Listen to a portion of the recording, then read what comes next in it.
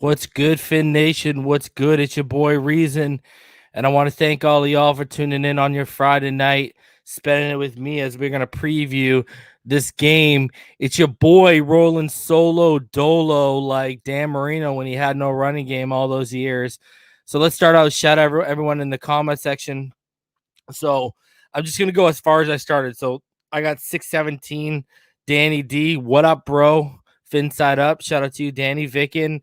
Jason Greaves, Rhino Sith, Omar Brown, David Nance, Roderick Marino's Goat, George, Tommy Brinkley, Chef Jew, Mercenary, Larry, Chris Larson, Jazza, Raphael, FSU baby, Ronnie, Kieran, MG Taxman, Troy Hicks, Conflict, Julian, what's good, everyone? How's everyone doing tonight? Hope everyone is having a good night. Fins up 7-3 Smith. How are you doing?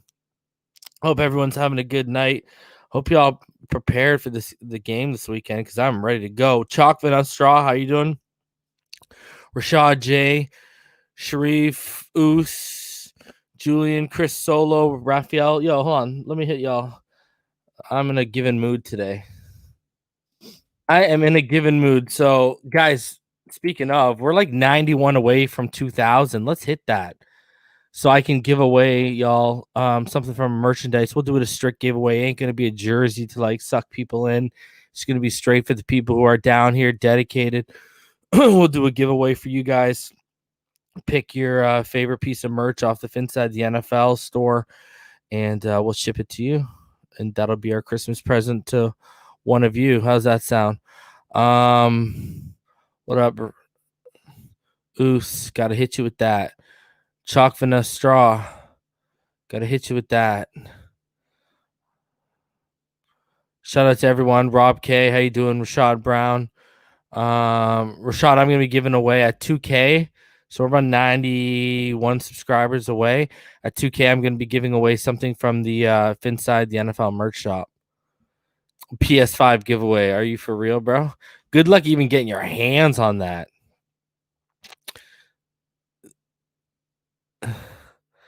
I gotta say, Ronnie, though, I do appreciate, I gotta appreciate how ambitious you are with the giveaway, though. I'm good, Vicken. How you doing, man? Yo, you've been pretty good too here. Given mood. Merry Christmas and a Happy New Year. Poseidon. I could have swore. Poseidon, didn't I make you a mod? Pretty sure I made you a mod, Poseidon. Whatever. You are modded, homie. Could have swore I made you a mod. You need him to get a pick this week? Conflict? Yo, what's going on? Lakeisha. Yo, I want that pick to happen too. I just don't know if it's, but it's very well possible. Conflict. He's been trending up. Appreciate you, Andre. Shout out from Faro, Portugal. How you doing, homie? Shake $5. I'm not always on live. Sorry, guys, but I never miss an episode. Thank you for the great content, and I will. And will you do tank tops? No, I will not do tank tops.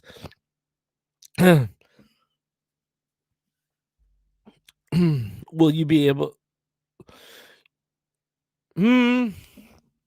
Chris Solo asked a good question. We'll be able to have a 100-yard rusher against them ponies, meaning the Broncos. They really are playing like ponies. Let's be honest with ourselves. They're so decimated. You know what I mean? I'm not gonna.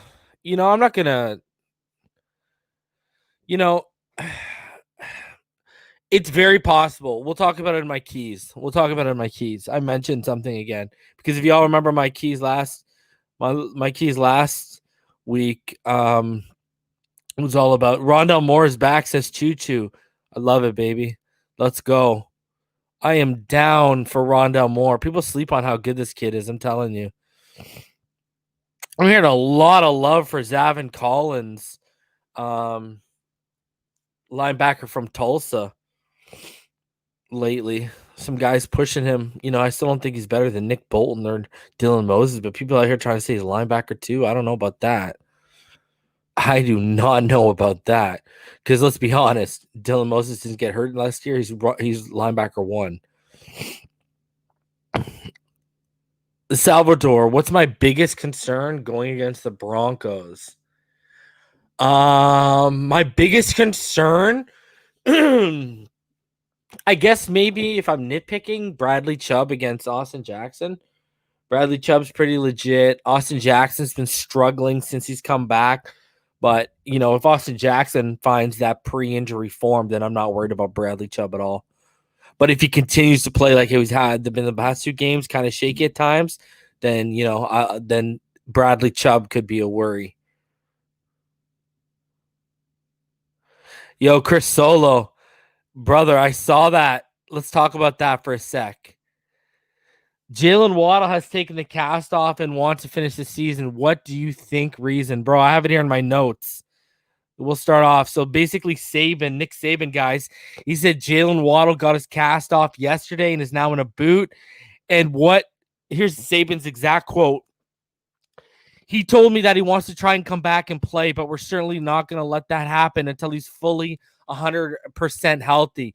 Yo, Jaylen Waddle, I'm telling you, boy, he's going to be coming back, and Jaylen Waddle going to ball out. And, man, I don't know if he's going to be there with that second pick. If Jaylen Waddle comes back and they're in the playoffs and Jaylen Waddle balls out, he ain't going to be there. And he does the combine, he ain't going to be there. He gonna be. You'd have to move up. If we're in the 20s, we ain't gonna move up. It's just it is. Troy Hicks. To be honest, I haven't actually looked at that yet, but I will. I got something planned about it. Don't worry. Joshua Ortega, is Kinley hurt? It's the same foot injury he's been battling the last couple weeks. So, he's been battling it for a little bit over a month. Vicken. Reason I heard Tua has a leg injury. Will Fitz start? Okay, let's talk about this for a sec, Vicken. You had to open up the can of worms, all right? And it's all good. Because I want to address this. Because we're going to get into it, but I want to address this specifically. Because I saw people out here, it's a foot injury to be specific. And just so everyone knows, Rondell Moore literally just busted off a massive play against Minnesota. He's a beast. Rashad Bateman versus Rondell Moore. I love that matchup. Wide receivers. Well, I'm getting caught off. Sorry, guys. I'm a draft guy. This is what happens. Where was I going with this? Okay, yeah. Let's talk about this Tua thing. Because this Tua thing's kind of bugging me because I saw some nonsense about this. So I'll address it just because, Reason got the balls to address it. Yo, people out here actually trying to spin narratives, wondering, is he injury prone? Should we draft another quarterback? Sure, you should draft a quarterback in the 5th, 6th, 7th round that you're going to develop as the future backup, or someone who's competent enough where if something ever happens to our starter, he can come in and the drop-off isn't astronomical, so we don't struggle. Cool. But we're not investing a high pick on a draft pick. And this is the nonsense, man. You know what I mean? This is the stuff I talk about all the time. People actually out here trying to start, and this is not you, Vic, and I'm not talking about you, just FYI. I'm not even looking at the comments right now. I'm just letting you know I'm not even talking about you. It's kind of ridiculous to me, man, that people are trying to already spin this narrative. Guys, from what I understand, it was literally a hangnail that the medical staff just had to remove from his toe. That's all it was. That's why it's listed as a foot injury. It. Nothing more, nothing less. I don't understand why people are out here trying to scare you guys and say, nah, man. That's That's not cool. That's not what's going down right now. So the Tua injury is nothing at all. Everyone's known since this week that Tua is starting, and it's nothing to be, it's nothing to be worried about. So I don't know why everyone's panicking. Everyone just needs to take a little chill. So, I mean, I don't know. I think everyone's just way. He was a full participant all week. You know what I mean, guys? Like, I'm not even sitting here saying, like, I'm not trying to spin any narrative here, but that's kind of ridiculous. No? Am I the only one who thinks this? I don't know. I hope not. Because the fact that people are out here actually are like, it's like people were waiting. The first sniff of anything of him popping up on an injury. Oh, see, this is what I told you. He's in. Like, come on, man. Thought he was your favorite player. Ridiculous, man. Unbelievable. So I hope, like, this is literally, from what I understand, it's literally like a hangnail. Like, literally a hangnail that had to be removed. So, I mean, apparently it's nothing serious at all. And that's why he's been practicing all week. So, I don't know if anyone else has heard that, but that's literally what I've heard. I've heard that I've seen that multiple places and heard that from multiple people that it's nothing serious at all. They knew when he first landed on the injury report that he would be starting this week. So I don't know why everyone's freaking out. Yeah, I know, Poseidon. That's exactly what I've heard. I've literally heard it's an ingrown. I from what I've heard, it's the medical staff had to remove it.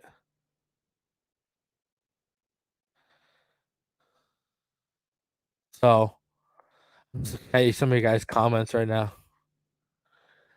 It's just crazy, man. I'm telling you that, like, this is literally what I've heard. So you know what I mean? People are gonna start saying that, like, oh, da da da da da. It's no one has even taken this report. Like, literally, when you popped up in the injury report at the beginning of the week, like, the word was leaking out. So I mean, I don't know why anyone's all worried about this. You know what I mean? You want to draft a late round guy, cool, but, like, I mean, we're about winning with this kid. You know what I mean? We're not about going and drafting 3 different quarterback or a quarterback every year just in case. You know what I mean? This isn't RG3, guys. I think, and you guys are, a lot of you guys who don't have the chance or just don't like watching college football, you're seeing right now, other than when he leans his head forward, that's kind of risky. Other than that, people were trying to make y'all believe he's some kind of scrambler that relies on his legs and, be worried because he'd be injured. No, he's evasive, he's slippery, but he's a pocket quarterback. I've been telling everyone who would listen this for months and months and months. Like, you know what I mean? As long as you keep the pocket clean, only 15 pressures and 3 starts. As long as you keep but let's be honest, he's evaded some sacks. But, as long as you keep the pocket clean, he's going to be gravy. Right? And, there's already people out here in different media outlets saying that they think he's going to be more special than Joe Burrow and Justin Herbert. So, it is what it is. As long as you protect the kid, he'll be legit. I'm telling y'all right now. He's taking you on a game-winning drive against Kyler Murray, who's been so on fire, even though he's looked like such a sore loser multiple times this year. He's done what the coaching staff has asked. He's 3-0. Imagine if he actually had some legitimate weapons right now. But let's put this aside. I think we all admit we've been more impressed with Tua Tagovailoa's performance than anyone's been impressed with Jerry Jeudy so far this year or Henry Ruggs, and we're only 3 games in on Tua. And like I said last year, when people are trying to push back on me about Tua, I'll say it again. You want to talk about receivers making someone? You might have been able to make the argument about Joe Burrow. I don't believe it. Like, that's why I'm not high on Jamar Chase. I think Jamar Chase didn't play because Joe Burrow was gone. Joe Brady was gone. He knew it's going to probably be a down year for the team and him statistically and on the field, and he'll hurt his capital. So he just take his losses by not playing the year. So I don't buy that notion. Same thing with Tua. Tua made those guys. Those guys didn't make Tua.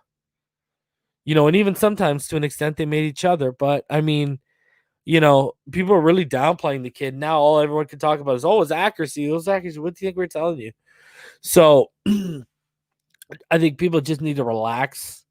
You know what I mean? This is nothing to be all worried about, to be freaking out about. The kid has a minor thing going on with his foot. That's it. It's a wrap. And from what I understand, it's literally the medical staff had to remove an ingrown toenail. That's it.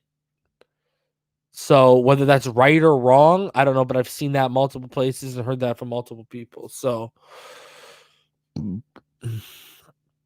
everyone needs to relax. Everyone needs to chill. Tua going to be fine. Tua going to be out there. And Tua is probably going to give this defense the work. Let's be honest with ourselves. I think the game we're all expecting, if everything goes our way, the game we're all expecting to see last week from him against that defense, we'll probably see against this defense. Because, I mean, there is even talk about right now about AJ Boy. He was a full participant today, but he was limited in back-to-back days, so with a hip injury. And if a guy can't flip his hips at that position or doesn't have the fluidity in his hips, in his back pedal or whatever it may have you, in his cuts, that's going to be a problem. So how's everyone doing tonight, though, man? I hope everyone's looking forward to this weekend. I can't believe, I'm so excited for this game. I'm so glad for the 4 p.m.s to be done, too. Jesus. And before we get into everything, conflict. I'm telling you, conflict says Sewell running a 4.640. My word, Sewell could play tight end right now. I'm not even lying. I'm not even just saying that.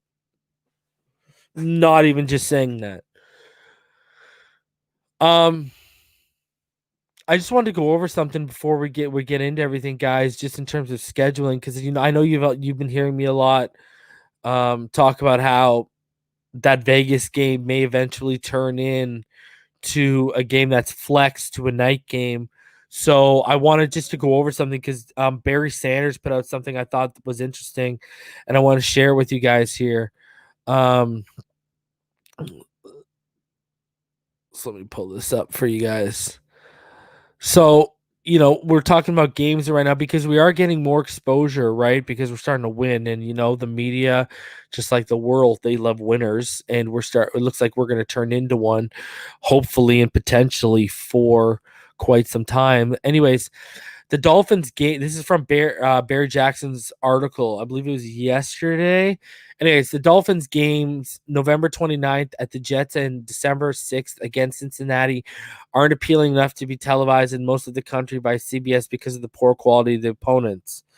The Dolphins' December 13th home game against Kansas City very likely won't be flexed to NBC's Sunday Night Football schedule because NBC already has a very good game that night, Pittsburgh-Buffalo.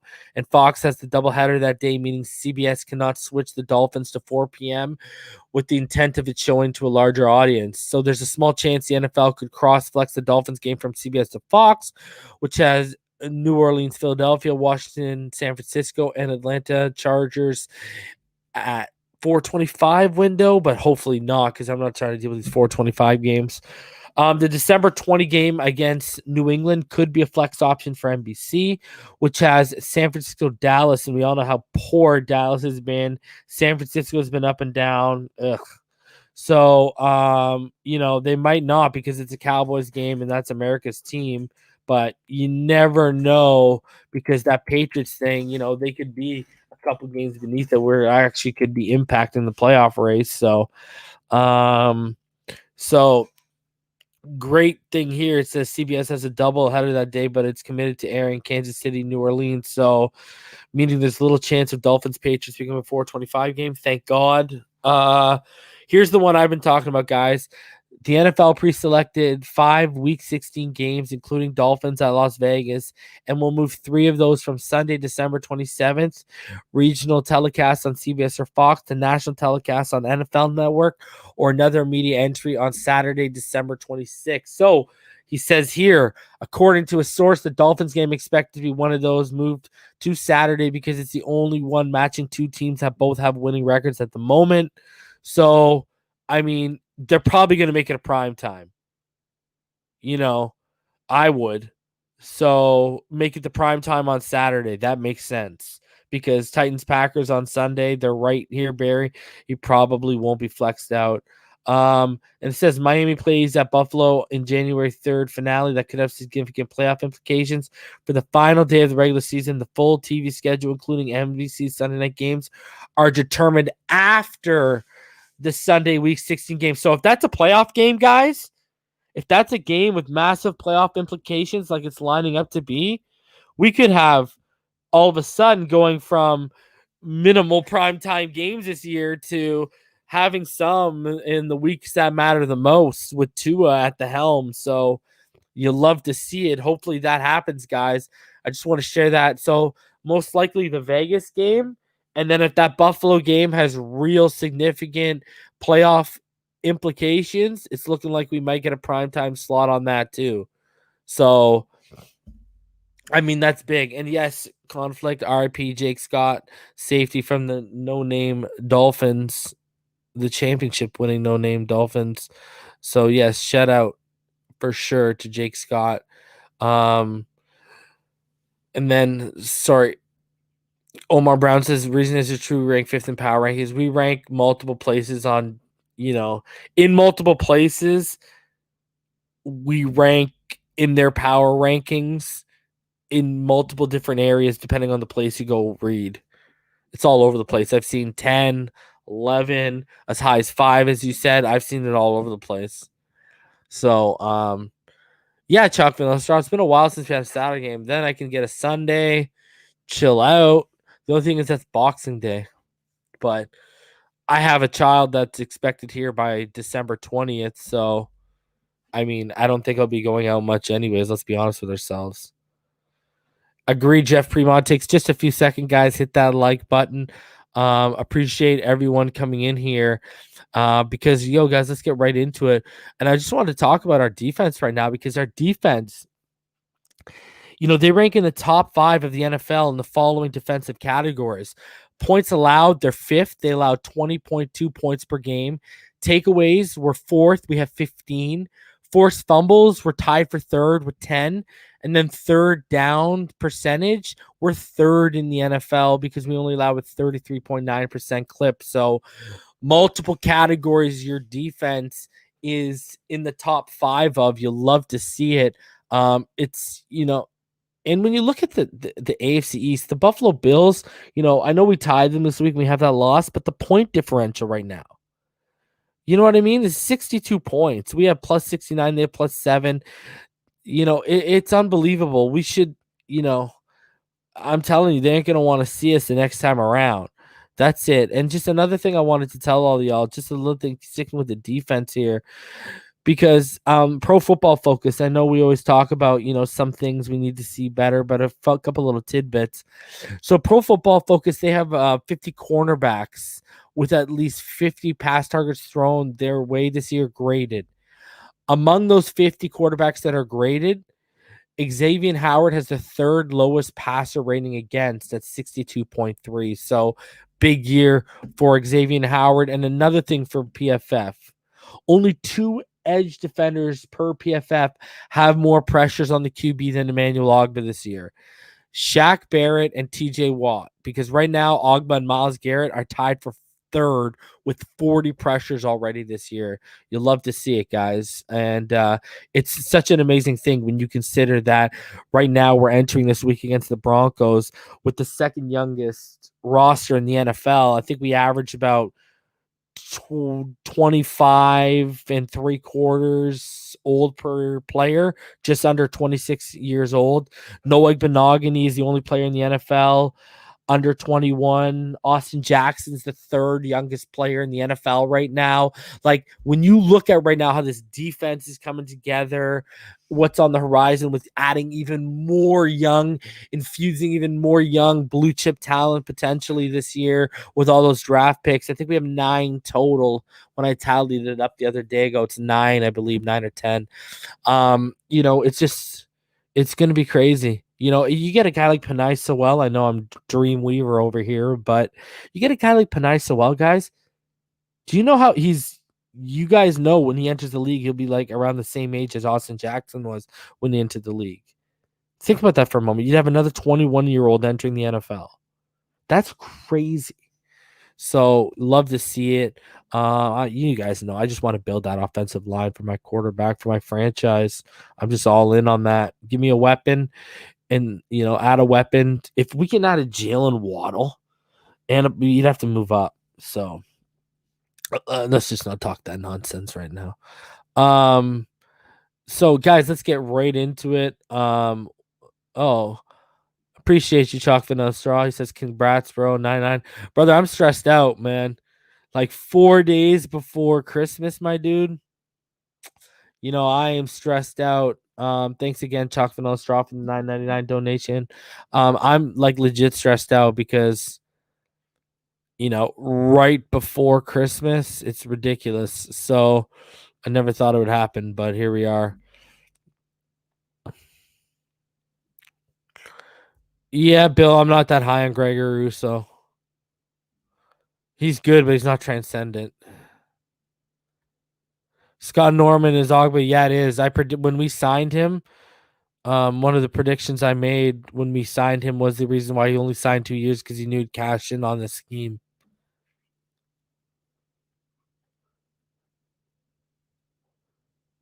Yeah, Jeff Fremont, you're seeing some bad habits. I think it's because Kinley's fighting the foot right now, so that's why you're seeing he's trying to compensate.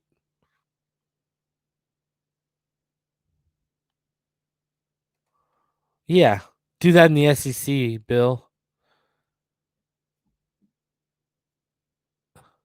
Vic and Trevor Lawrence will probably come out. I think he said even when people were asking him about, do you want to go to New York? He said the idea has always been to go to New York.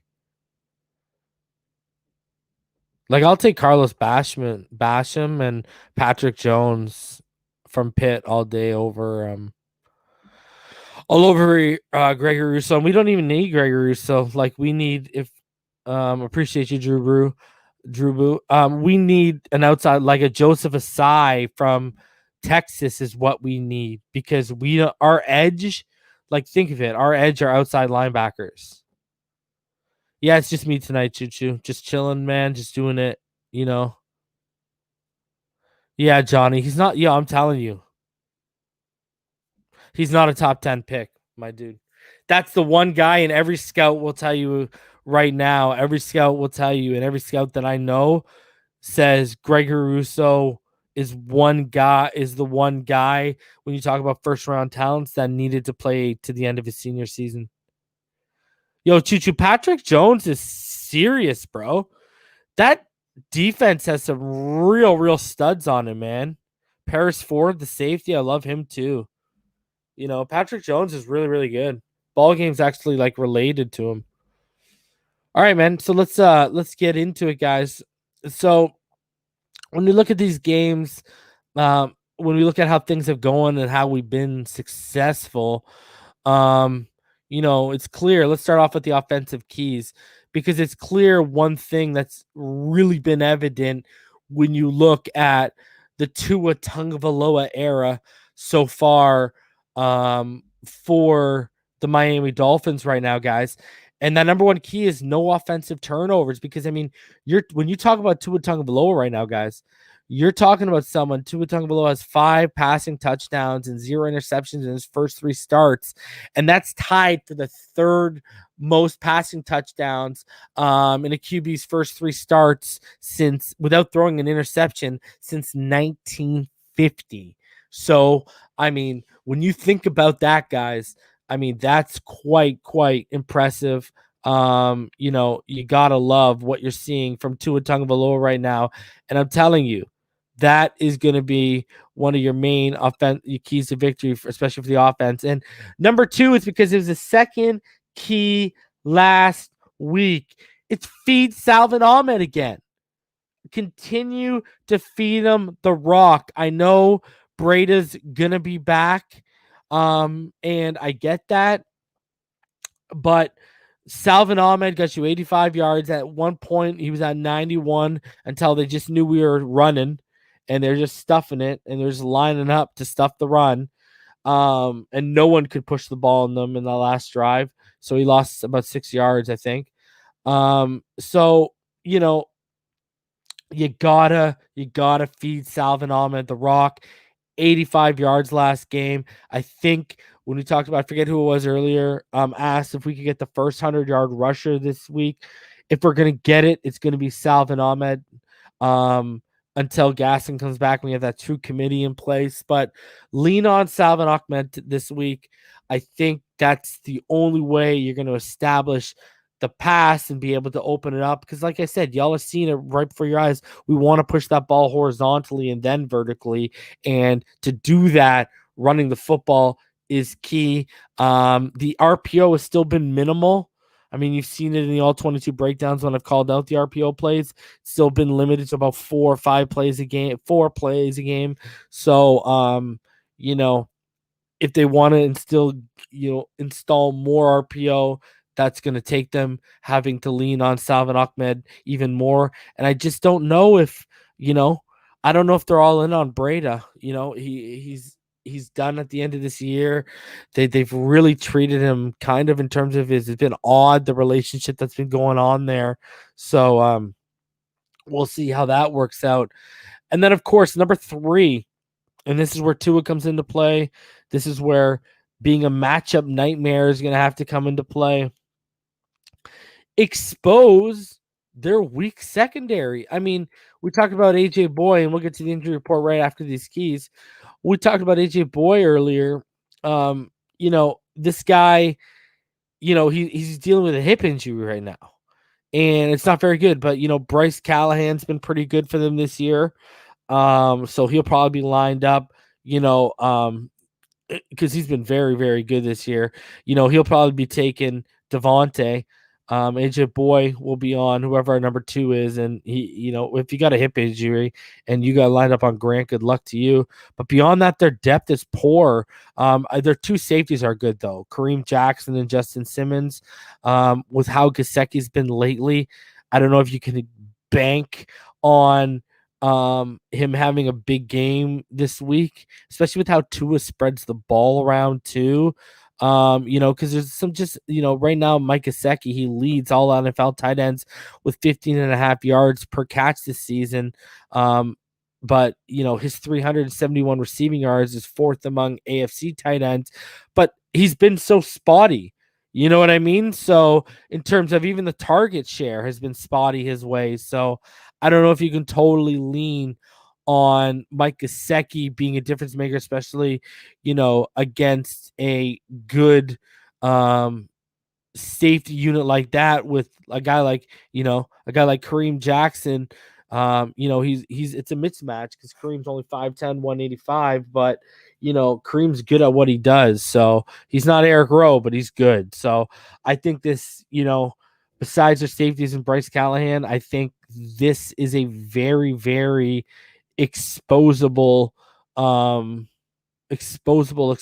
defense. So I'm ready to go. Bryce Callahan can play the slot or wide, but he mainly plays out wide. So it'll be interesting to see. They may just have him shifting and just tailing Parker wherever he heads. But this defense is really look at their linebacking core right now. other than Bradley Chubb in their front seven. And I know Shelby Harris has been playing good. But I think, from what I understand, I don't remember if Shelby Harris is in or not like that, but we'll talk about that in a sec. But, I think we can expose their weak secondary with our speed. I don't think anyone they have can keep up with a guy like Grant right now because Grant's on fire and Grant's confident. So I don't know. And then, I wanted to add quickness here too, because the quickness of Malcolm Perry. I had a discussion with someone on Twitter recently, and he was trying, and my whole thing is, Tua, look, people are going to say, oh, Guyton with Herbert. But here's the thing. There's guys on the practice squad that are on the practice squad because of Tua Tagovailoa, not just guys who are on the main roster. Like, this is a multi-level effect this kid's had right here, and everyone's getting better around him. And let's stick to Malcolm Perry here, though. The kid's turning into a legitimate dangerous weapon more and more every week. And I really, really think that when you add in Jakeem Grant, when you add him at the level he's playing at right now, if he continues, and when you see how Malcolm Perry's been playing right now, I think Malcolm Perry's just going to get better and better every week. I think he's going to become more reliable every more and more every week. So, I really do think our speed is even out of the backfield. Even a Salvin Ahmed, he's a fast. I think he's the best athlete in that. Breda might be the fastest, but I think when you talk about the most explosive, especially like in that initial burst, that's I think that's Ahmed, man, and he's a better runner than Breda in terms of vision. So, and he looks like he's got those afterburners when he gets on in the open field. So I do legitimately think that our speed could pose a problem for them. It Justin Fields and Kareem Jackson aren't the slowest guys in the world, but if I got to get to the third level, or if I'm getting 7-8 yards down on a guy who's covering a tight end and he's got to make a play, it's going to be an easy day at the office. So I really think, our speed with what we have right now could pose a real serious threat for their defense, because guys, their defense is just so decimated right now. Like, it's unreal. That whole team is decimated. Like, let's stop lying to ourselves. A lot of us had a lot of hope for them preseason, but that team is just so decimated. And the other thing is too, that offense. I think for like guys like KJ Hamler and Jerry Jeudy to take that rookie step and be consistent, find consistency, and then a guy like Noah Fant to take that step in his next year, I really think it was predicated off Courtland Sutton being in that offense, and this is why. Courtland Sutton is a guy you scheme for, and he has chemistry with Drew Lock. When Jerry Jeudy, KJ Hamler, and Noah Fant become your secondary or third options, not your primary options, it's a small difference, but it's a totally big impact on the football field, and you're seeing it right now. Like, he's going through, that's the problem. The one injury they couldn't afford was probably Courtland Sutton, because he was the only veteran in the starting top three, really. And who's the other guy? Tim Patrick, who's come out of nowhere a little bit too. But I think this is his second year, if I remember correctly. So, I mean, they can't afford that. So, anyways, so let's get into the injury report, and then we will get into the defensive keys, guys. So when you look at the injury report this week, it's quite long, but thank God it's longer for them, and good God Almighty, not us. But it is still long. So Matt Breida has been a full participant. He'll be good to go. Kevon Frazier and Byron Jones, guys have just popped up here and there. Full, good to go. Saul McKinley, limited, but I did see on Twitter today that he's hopeful he'll play. So that should, he should be good to go. It's the one he's been battling for a month, I've told you guys about. Shaq Lawson, full. The only one is Van Noy, who's questionable right now, guys.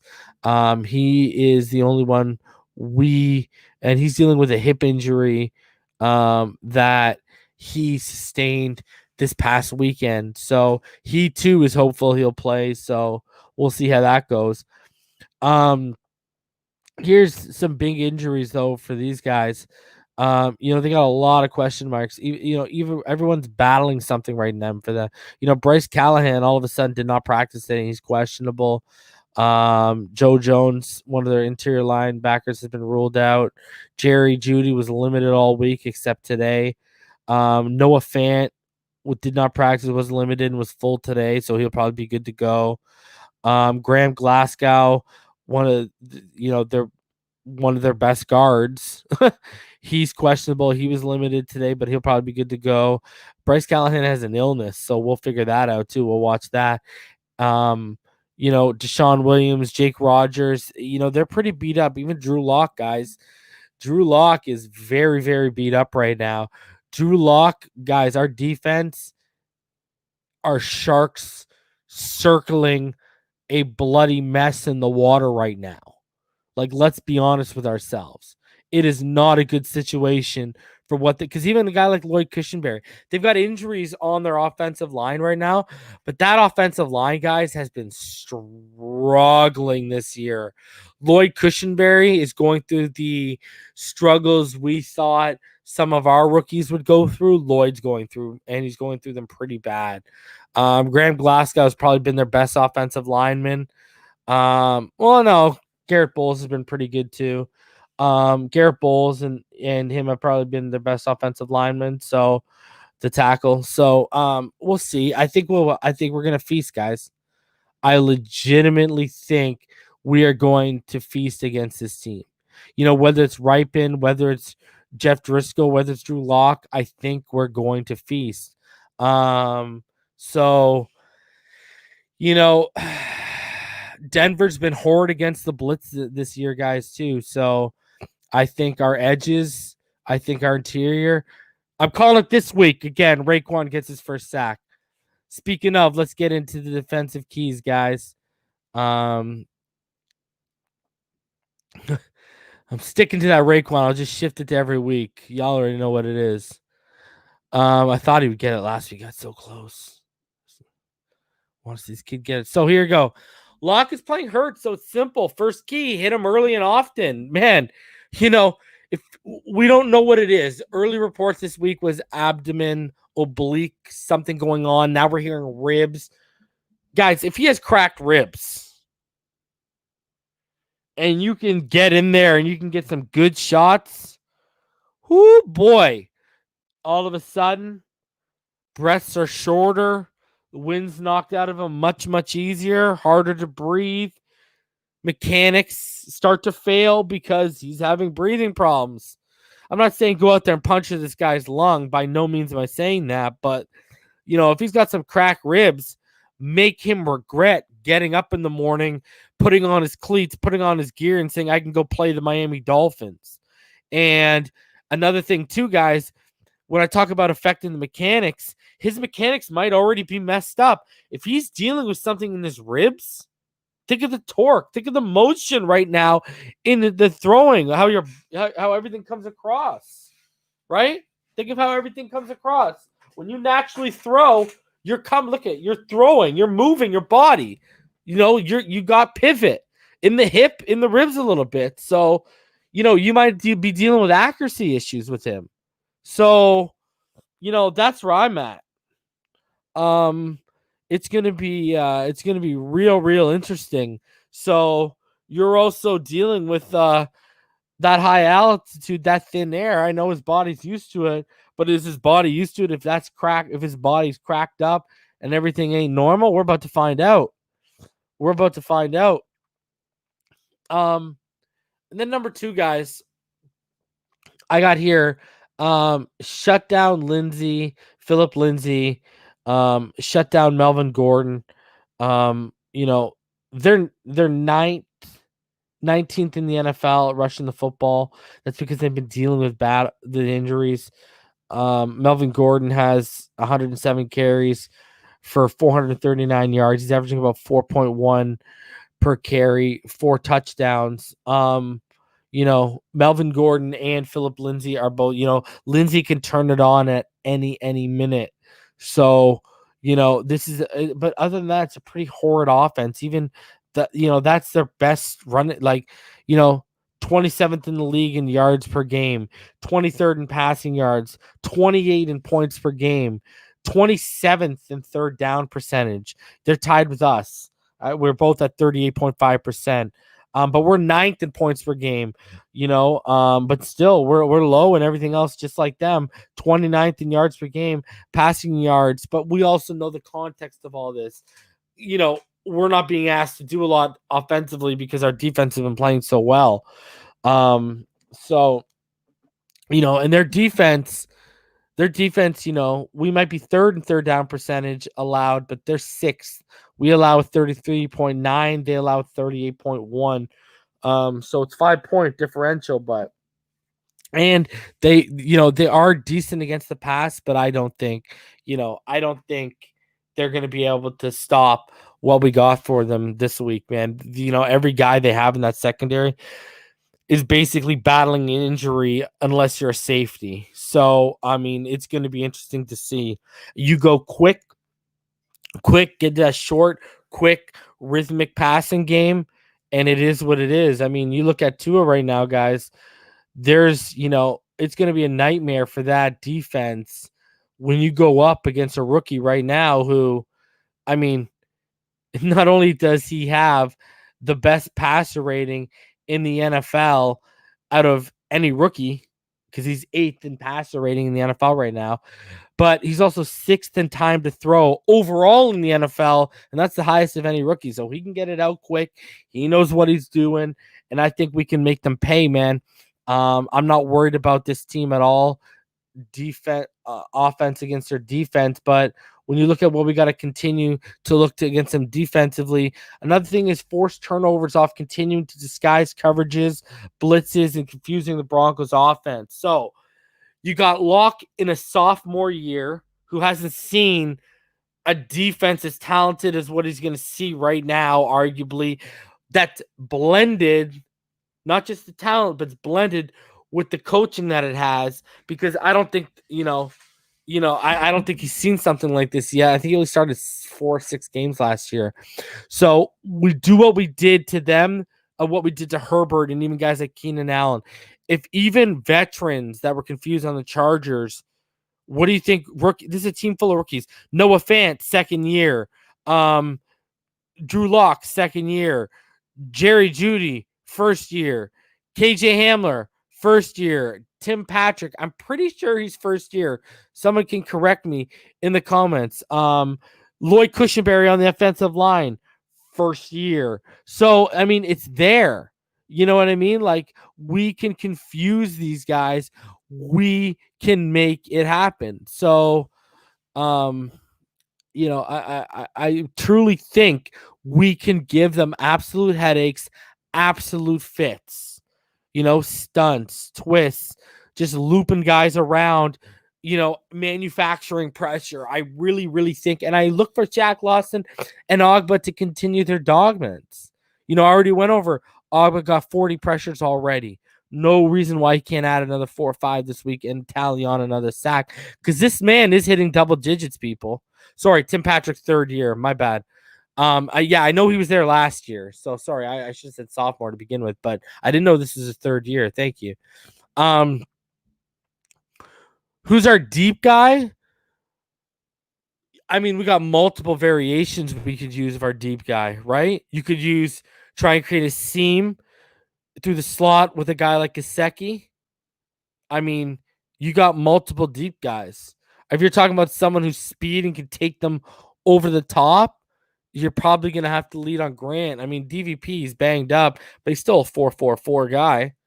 But you don't got 4.33 or Kirk Merritt speed there, but you still got a guy who can take guys over the top. It's just, the thing is, he'll catch the football, come down, and then he'll get tackled. So Parker's more of a high point. Grant will beat them on a burst and then just throw throw that fade or throw that fade 9 or throw that go route. So, just gotta make sure you catch the football, Jakeem, and you know what? The way he's been playing lately, he probably will. So yeah, guys, I really think we can, this defense, like I said earlier, you know, you look at what we've been doing with the zero blitz, you look at how good a guy like Justin Herbert was. What were we doing? We were dropping, not only would we have six DBs on the field all the time, we were dropping 7 or 8 men into coverage and just confusing and disguising our coverages that way. You do that to Drew Lock, a Brett Ripon, a Jeff Driscoll, it's gonna be a long day at the office for them. And Lindsey and Gordon, again, at least Raekwon gets better and better week by week. But, I want to see a week where maybe we only give up 60 or 70 yards, total. And let's make up for giving up almost 70 to Kalen Ballage on the ground. Bowden, 4.4 speed for Bowden. So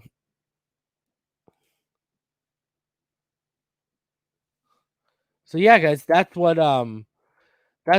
are the keys to victory that I've seen, that I've identified.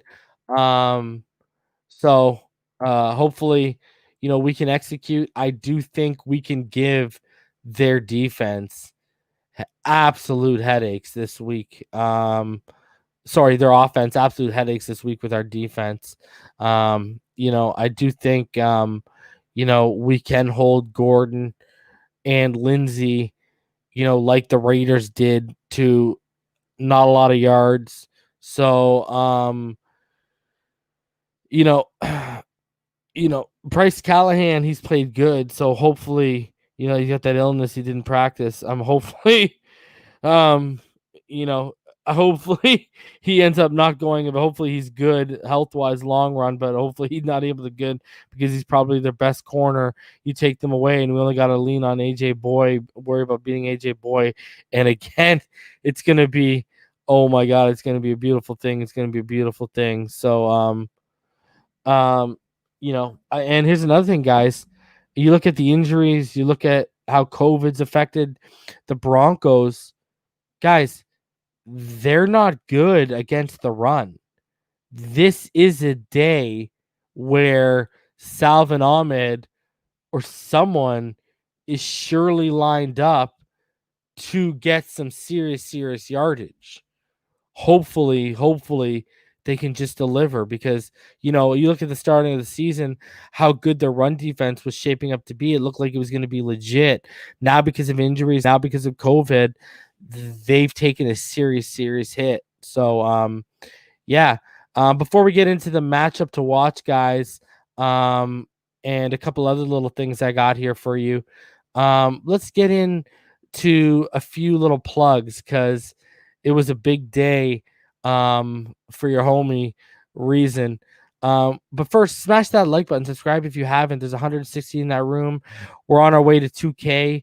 When we started this, we're only 91 away from hitting that 2K number. Let's hit that number. Smash that subscribe button if you're new here. If you'd like to donate to the channel, paypal.me/Finside. You can also donate straight through the super chat, like already a few of you have done, and I appreciate each and every one of you that do that. Guys, become a Finside the NFL Patreon if you're interested. The Patreon number has been steadily rising and steadily increasing, and we appreciate each and every one of you that show your support. And as usual, let's shout out each and every one of our 17 Patreons. You guys are all fantastic. Of course, we got Infinite Trauma and Rhino Sith, the originals, the OGs, the first ones to sign up for our Patreon. We appreciate you guys. Fake Spike 94, Shake Money, Shake, Joe B, KA All Day, Ramon Casilla, Seth, Mr. Two-Bit, Slim Pickin', Ricka, Tick, Big Time, Red Dino, Marino's Goat, Conflict, Keith Davis, and your boy Trev. And I saw your boy Trev show up a little bit earlier. Shout out to you, homie, and shout out to each and every one of you that contribute and that keep this operation funded in front of you. Guys, I received a shipment today. It's absolutely fire. Go check out under the community tab of Inside the NFL. I got the black with the picture of Dan Marino and the Duper brothers standing next to him. I got that on the tee. It's beautiful. I got the Shula 347 patch that the team wears. I got the Tua Tagovailoa face patch. And I also got the old school Miami Dolphins throwback patch. So, man, go check out patchvibes.com. Use code FINSIDE for 20% off. Because, guys, that GTA design they got is fire because one's on the way to me. And grab some official Inside the NFL merch. Guys, like I said, we're going to get to 2K. When we get there, I'm going to give away whoever wins your choice. Use a hoodie of your choice, t-shirt of your choice, whatever the case. teespring.com/stores/Finside the NFL. You've seen the black and gold design. They're fire. We got 5 different designs. Go check them out, including the famous bus tickets out of Miami design. Go check out. We'll be adding some new designs probably at the beginning of the new year, realistically. Okay, guys? So let's continue going on here. I appreciate you, Ronnie. And you know what? Thank you for reminding me. I'm going to go plug it. I appreciate you for hitting me up with that. Guys, if you didn't know, right now, I've got a podcast currently with Richmond Webb and the homie you always see here, Mr. Ballgame. And guys, our latest episode, it came out last night, around 6 o'clock. So it's out right now. And after you're done watching me, if you're still wanting some more content, but you wanted to hear some other takes blended in with my own, guys, go check out the episode 8 of The Finish Line. It's on iTunes and it's on Spotify. All you got to do is search Dolphins Brawl, and it's your latest episode. Bring on the Broncos. It's another hour episode, man. I feel bad. I told these guys 35, 45 minutes per episode, and the chemistry is so good. The conversations are so good that every episode, as you see, is around an hour. And we drove Big O out of Dolphins Brawl. It was going to be him on Tuesday slot and us on Thursday, and all the support everyone showed this through Twitter, through Facebook, through you guys, through YouTube. This is kind of starting to take off a little bit. So continue to support Dolphins Brawl and continue to support your homie Reason. And Mr. Ballgame was also the legend, Richmond Webb, my friend. I can now say that. And it's legitimate. Appreciate him. Love you, homie. I know you watch, so salute to you.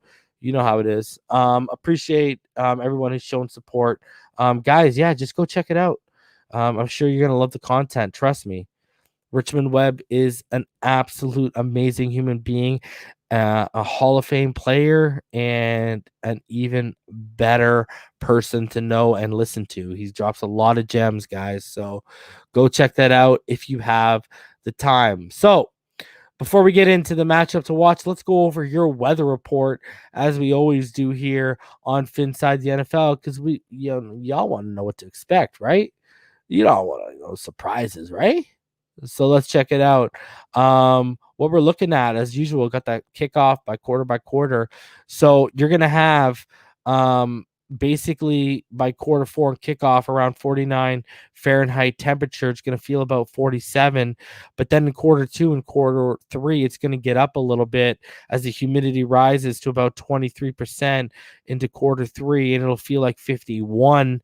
So it's going to be, it's going to be a decent day. It's going to be a good day for football, and it's going to be a good day to beat the Denver Broncos. How does that sound? So again, as you see up here, clear throughout the day, nothing expected as the sunshine indicates. It's going to be a beautiful day at the Mile High, guys. I can't wait. So the matchup to watch, it's kind of similar to last week. Although all I did was take out one singular person, and that's Justin Herbert. Because our matchup to watch is a familiar one. And again, it's going to be very interesting because I had a lot of hopes for Drew Lock for this season. But between injuries and Cortland Sutton and just everything's gone wrong for that franchise. I called Oakland being where they're at, but I also thought Denver would be right there. But they've just, between COVID and injuries, they've just been decimated. But as you see here, I got Byron Jones, Xavier Howard, Eric Rowe, Bobby McCain, and Nick Needham against Drew Lock. And the reason why I'm not putting the receivers is because I ain't worried about the receivers. I ain't worried about rookies. Nick Nealon's been playing better week by week. Maybe he does get his first pick this week and Raekwon gets his first interception this week. That'd be a beautiful thing. Eric Rowe continues to be one of our most consistent players, not just defenders. Bobby McCain's turning into a legitimate free safety, though we do need depth at the position. Xavier Howard's back to his 2018 Pro Bowl form, which, if y'all remember, when me and EM talked about in the preseason, I said if he gets back to that, you don't move off him. You ride out the contract and you see what you can get out of him and Byron Jones. And so far, so good. It's been amazing. And Byron Jones, y'all know how special I think he is. He's not one of those guys that's going to light up the interception number on the stat sheet, but he's going to give you 110% every down. He's going to give you full-blown effort, and he erases guys most of the time, like 99.9% of the time. So Byron Jones is a great athlete. I think we have the best corner combo in the NFL. I don't think Drew Lock's faced a secondary like this in his career, in his 2-year career. I don't think this Noah Fant, same thing. I don't think these rookie wide receivers, same thing. They ain't faced a secondary like this. And the other thing is too, the way we're setting the edges, the way we're also getting pressure from the unit and individuals in the unit, even though it's not predicated on that. It's special right now, guys. So I think, it's going to be a long day at the office, and I'll keep going. I think the turnover streak continues, guys. And you might be saying, reason turnover streak? What are you talking about right now? What do you mean turnover streak? And guys, what I'm talking about is right now we have a streak of, I believe, 16 consecutive games with a turnover from our defense. So that's phenomenal. I think that continues. So yeah, that's currently the longest active streak in the NFL. So, I think it's a game where we push that to 7. And, I do think this is a game where offensively they're going to struggle mightily against us. They struggled mightily running the ball against the Raiders. And I think defensively right now we're better than the Raiders. I don't think any one of you guys would question that, right? I think that's that's not a bold statement by any stretch of the imagination right now, right? So yeah, I do think they are going to seriously struggle against us offensively, trying to create yardage against us, whether it's especially through the air. I think this is going to be locked down. You know what I mean? So, this is the no-fly zone, baby. You ain't coming in here and you ain't lighting the secondary up unless there's a brain fart. And like I said, and I'll stand by it, I think the worst you saw from Byron Jones and X is already behind us. I think that was in that Cardinals game, and I think they're both, as athletes, as competitors, they're going to make it a point for that not to happen again. And I mean, good luck, Drew Lock, because guys, Drew Lock throwing the football this year, again, another guy who I wanted, but injuries have not only affected the team around him, but they've affected him. I mean, there's no question about that at all right now.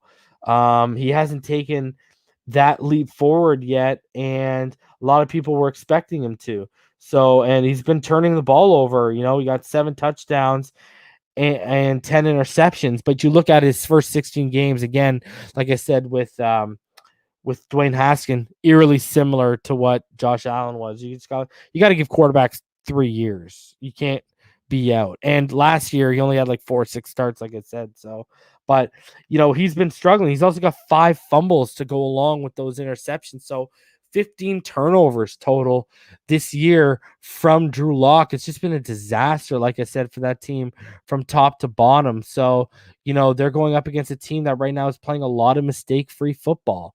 So it's not really boding well for the chances of the Denver Broncos against us. Yeah, that's my matchup to watch, guys. And I know y'all want to hear what Reason's prediction is. And to some of y'all that already follow Dolphins Brawl, I know y'all saw the prediction. But I'll drop it here for y'all. You know what I mean? I got no problem. So my prediction is, again, I mean, you've heard me pretty confidently think that we're gonna have our, way with them. Pause. But I really do believe that. I see this being as another 30 plus point game for us. But I do think they're gonna score points.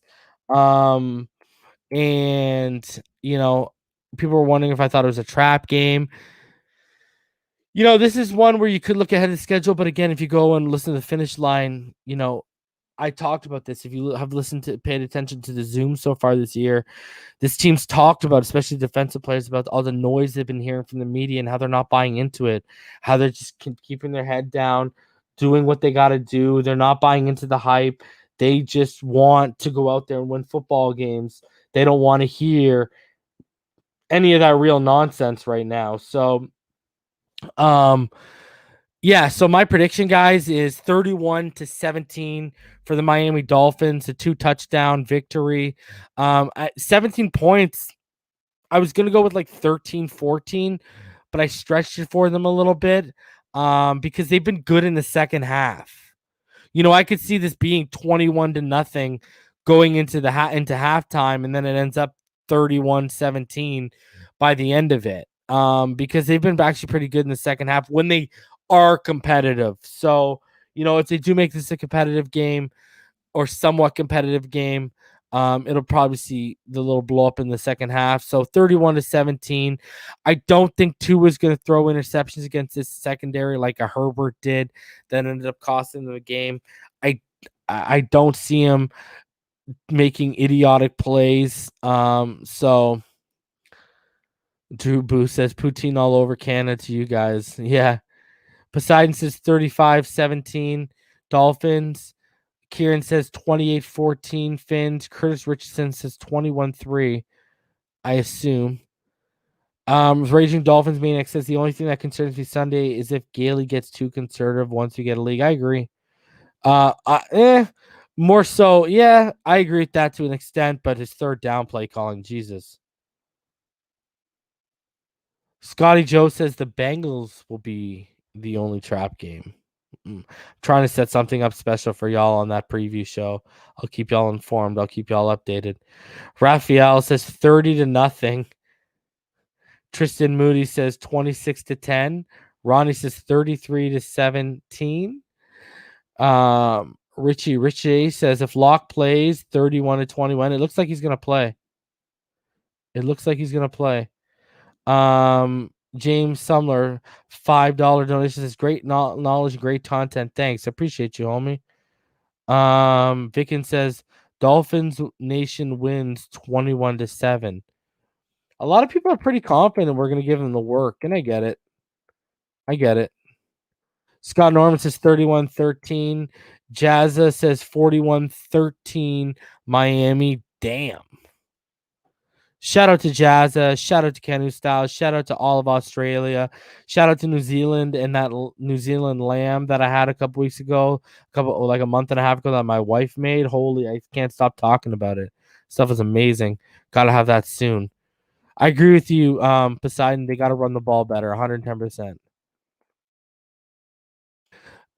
A shout out to all of y'all that are showing love to Canada earlier. The Raging Dolphin says 31-17. Omar Brown says 45-3. Papi Chulo says 43-10. Damn, y'all are confident. Drew Booth says 70-2. The Bears. Yeah, and the Bears and some beers. So, yeah, guys. I don't, I kind of don't see it being a hard game, to be honest with you. I think it's I think it's gonna be it's gonna be a battle, maybe for the first little bit. Scott Norman, what about Denver's D coordinator? Forgot his name. Any impact there? Ed Donatel. He's I mean, it is what it is. I'm not worried. They don't have the personnel to worry me. Fanatic 3510 Finns, I'm guessing. Richie says, "Are you all Canadians?" No, I'm Canadian. Drew Bruce says, "New Zealand, what's up, Boos?" Wow. Sergio Castillo Beltran. Any relation to Carlos Beltran? 50 years as a Dolphin fan from Mexico City. I am really excited with the 2020 team. Shout out to you. Shout out to Mexico City. And shout out to Tijuana, baby. Shout out to Jorge. How you doing, homie? Yeah, Jason, the predictions are very, very confident. Conflict 33-17. Look at this man agreeing with me. Or hold on, no, 2 points up. You gotta outdo me like that, huh? What's good, Yawa? How you doing tonight? Everyone's confident because listen, guys, for the first time in the Brian Flores era, we're multiple time favorites. In betting lines in terms of like there's been we're only 9 games in and we've been favorites multiple times already. Started off with being for the first time in the Flores era, but now it's been multiple times. A lot. They have a lot. Shout out to Elisa Nunez. She's a writer, she's a contributor, and she does her little thing on YouTube. Shout out to her. 42-10 Dolphins, says Norman Mika. Man, y'all are confident. Are so confident. I love it, man. I ain't gonna hate. Get it. Team's good enough to be confident in right now. I'm not gonna hate on you. I'm not gonna hate on you one bit.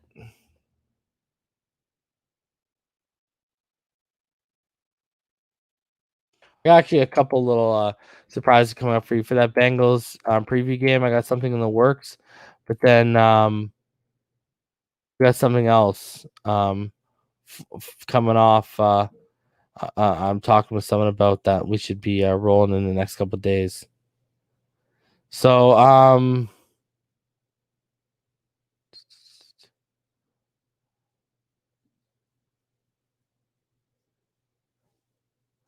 there's no Kyle asks, is Wilkins playing? There's no immediate timetable for his return. He's still in the COVID. The Finn special our special team will continue to be dominant. I think Jason Sanders, he ain't gonna miss this week. 37-13. Fins up, Oos. Fins up. Appreciate you. Steven says, do not get overconfident. Hey. Omar says, I don't think we're gonna lose another game. 13-3. Wow. Damn. Scott Norman says, best team in the football, all 3 phases. Damn. The confidence is real. See, Scotty just says, everyone laughed when I predicted 11-5. See, here's the thing. I don't put much stock into preseason predictions from anyone, whether you're a guy on the internet or whether you're like paid professional on ESPN. I take predictions like during the season when the context of what's happening with the season is, because none of us would have expected on the middle of a 2-game winning streak going, from 1-3 to pulling us to 500, about to head into now an alternated and changed and shifted COVID induced bye week that Tua would be coming in, and then he would go 3-0.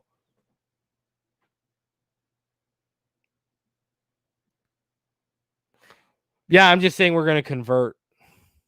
One field goal. The rest of it is just converting, baby. Points. I don't know. I don't really know if I totally buy into that. I get it. I've researched it. I don't think so. I think our defense, they left tonight too, guys. So they're going to practice tomorrow. If all of y'all saw them, they were flying out. They were flying out tonight. And the reason they're flying out is so they can get in a little walkthrough practice tomorrow under those conditions. So, I mean, that's what I think. That's what I think you're going to see I don't think you're going to see them struggle at all with the altitude or anything like that. And I showed y'all the weather report a little bit earlier. The weather looks like it's going to be absolutely mwah. So, I mean, Raging says Tua is a really smart kid. You can see him thinking after the snap. We got the best processor. And I'm telling all of y'all, go back to the beginning of this channel. Go look at my QB big board and go listen. Go skip to near the end and go when you see the Tua picture come up, stop and then listen to my scouting report on Tua.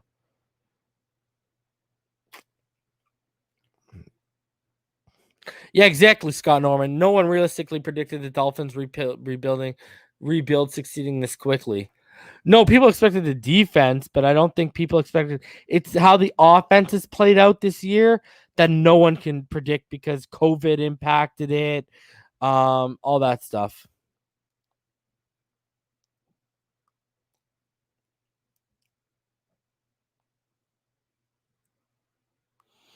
Yeah, I predicted Tua coming in on the bye week, Scotty Joe. I predicted Tua, but I didn't predict the bye week to be where it was. So I said that the bye week between the Jets games is perfect, but I mean, I didn't expect the COVID thing to get moved up, especially without, a preseason for a kid to get acclimated and come in and play the way he did. I mean, if I were like third most passing touchdown since 1950 over a span of 3 games with no interceptions. So, I mean, that's a huge variable. I don't think a lot of people would have really taken into account.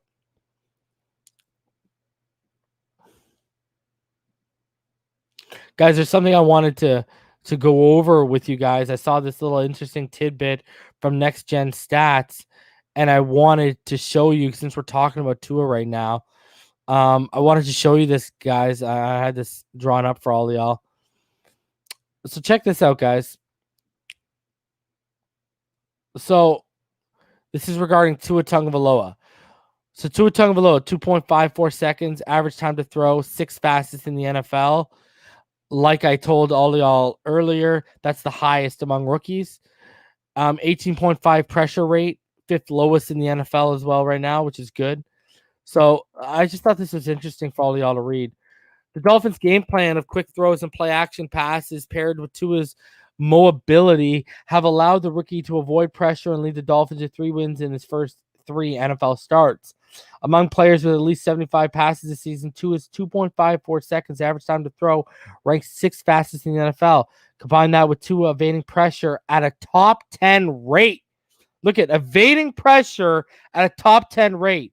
14.3%, 9th highest. That's that slippery elusiveness I tell y'all about. And the Dolphins using play action on more than 1/3 of Tua's dropbacks, 34.6%, 4th highest. And Tua has been pressured just 18.5% of the time when dropping back to pass, 5th lowest rate in the NFL. Keeping Tua protected is key to the Dolphins' offensive success. As all 5 of Tua's passing touchdowns have come when not under pressure this season.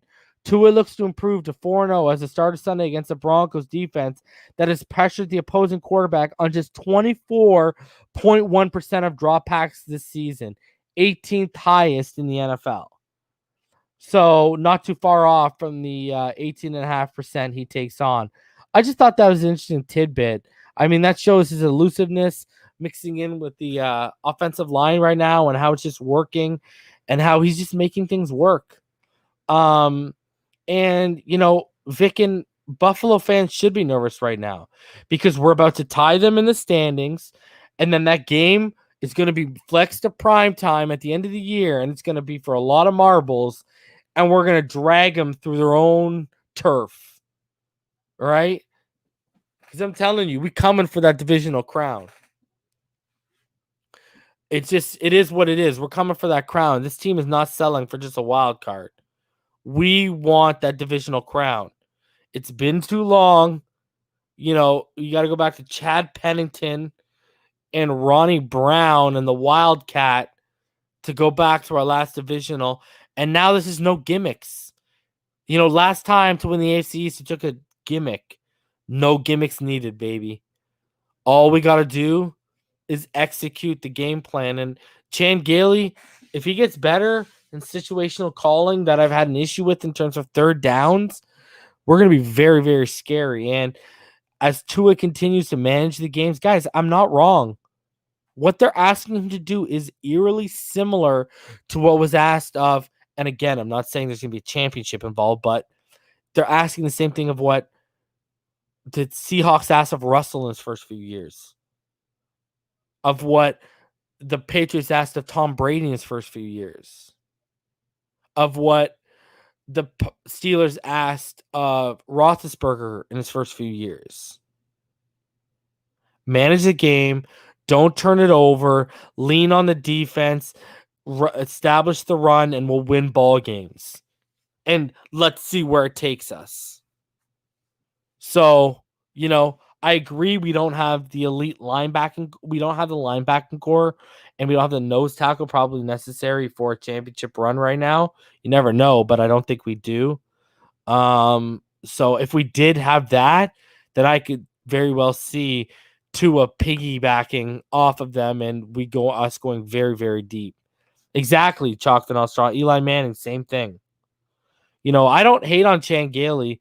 I love Chan Gailey. I think, there's some drives where the way he calls him, you're like, damn, that's great. But then there's sometimes on third down, he leaves you scratching your head like, what the hell is going on? So Marvin says, keep laser focus on our defense is the key to victory. We are the defense the world has never seen. Man, when you find fighting for with your brother, it's different. This is now. Yeah. Agreed. I'm glad we have Chan Gailey. I'm just worried about post Chan Gailey. Let's be honest with ourselves. Chan Gailey ain't about here to be for 5 years, right? Like, it's just not going to happen.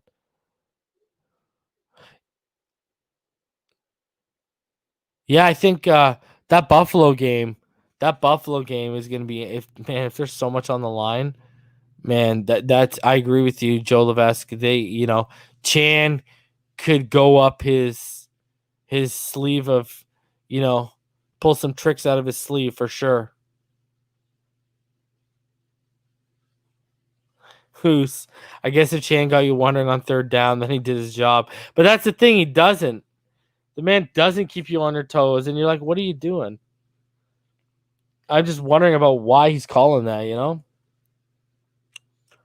Conflict says the AFC is back to the early 80s, 90s with Marino and Kelly battles potential.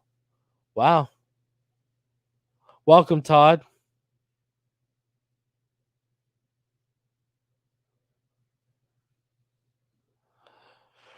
I don't know, man. That quarterback coach, I forget his name. It always slips my mind. He comes from Gailey, and I don't know if he's going to be his predecessor. I'm saying go to get Steve Sarkisian, open up the pocketbook and say, what do you need? Exactly. Raymond says right here. Telling you. Because that's an upgrade. Going from the thing is, you can't get a college coach to go to offensive coordinator. You can get an offensive coordinator in college to go to offensive coordinator in the NFL, though, i.e. Joe Brady. Just got his one from the Saints, LSU, Carolina. Ramy knows what's up. That Sarkisian idea makes a lot of sense, man. Can we shut down the Bills offense? Yes. Fully healthy Byron Jones. Shaq Lawson and Emmanuel Ogbah playing at a higher level than they were.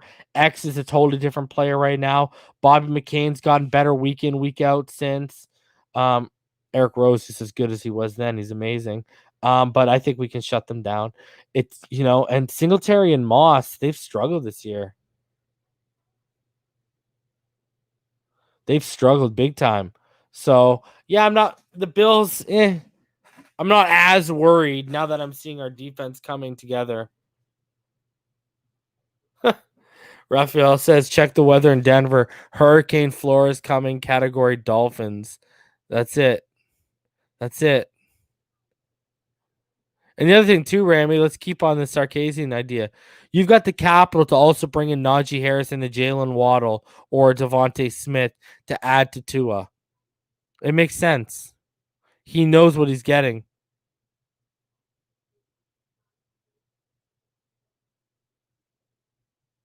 Joe Levesque asks, Reason, do you want us to start stepping on throats now and not let up? Yes. I'm done with this conservative. Belichick didn't stay conservative. He ran the score up on you till you could stop him. Let's do the same thing. I don't care if people hate us. I don't care. Because if you're decimating the team and you're rolling the points up, try stuff. Why not? Try stuff you wouldn't normally try. Yeah, Scotty. I believe Chan's got about 2 or 3 years left and he's out. But, I mean, you could hire Sarkisian and say, hey, you could be offensive coordinator in waiting and pay him like an offensive coordinator. Like, I think Chan's only 2-3 years total. Yeah, raging since the Dolphins. Yeah, look at the Dolphins. They brought Chan in knowing he'll. I agree with that 110%. I think he's only got 2 years left. Conflict says, what a turnaround in a year, though, from bottom of the barrel last year, giving up 100 points in the first 2 games alone to fighting the division. Hey, people said the San Francisco 49ers did in the preseason, and here we are. History repeats itself again. They went to the Super Bowl and lost. I'm not saying that, but in terms of look at how they just turned right around. Yeah, Curtis, that Rona, we're going into lockdown up here starting next week, so it's real out here, man. It is real. Guys, you already know what time it is. There's 180 of you. Smash that like button. Subscribe if you're new. We're on our way to 2K, where we're going to do a giveaway. If you'd like to donate to the channel, paypal.me/Finside. You can also donate through the Super Chat. Become a Finside the NFL Patreon, patreon.com/Finside the NFL. And then patchvibes.com. Use code Finside for 20% off. Guys, support the channel. Grab official Finside the NFL merch, teespring.com/stores/Finside the NFL. 5 different designs for you to choose from. I'm from Canada, Raging Dolphins Maniac. Big Time says, I agree, Reason. Keep a foot on the gas, make every team pay for being that bad. Man, I want people to fear us on Sundays. You know what I mean? And then I want especially when we run it up on people and they're in the division, we got to face them a second time. I want them to think they're going to get revenge. And then I want them to go beat the piss out of them again. You know what I mean? So I want people to fear us legitimately on Sundays. So that's where I'm at. I want to be feared, not just defensively, but offensively as a whole team. I want people to know that they're about to get the work. So you already know what it is. Oh, shout out to you, Raging. Man, through my teens and into my early 20s, I went to so many Penguins at Sabres games and Dolphins at Bills games. So been through Rochester plenty of times. Even I fly out of Buffalo normally. I don't fly out of my local the airport in Canada. I fly out of Buffalo. So, and guys, here's the deal. We're going for 4:05 start again this week. I'll be back on Sunday. We'll start at 3:30. I'll open it up pre-show for some of y'all to come on and join. Then I'll do my thing, live coverage analysis, play-by-play. Open it up for you guys at halftime for you to come on, give your thoughts, vent, celebrate, whatever. And then post-game, same thing. After the game's done, we'll rock it, and I'll open it up to all of you guys. And we'll probably be going from about 3:30 to about 9:30. 12-4. What do I think? I think it's possible. I think 11-5. Gun to my head, 11-5.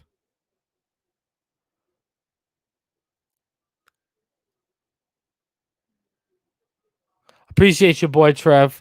As soon as they're back in stock, I got you, man. So yeah, guys, I hit the hour and a half mark. I'm gonna see you guys on Sunday. All right, 3:30. Head over here, lock in.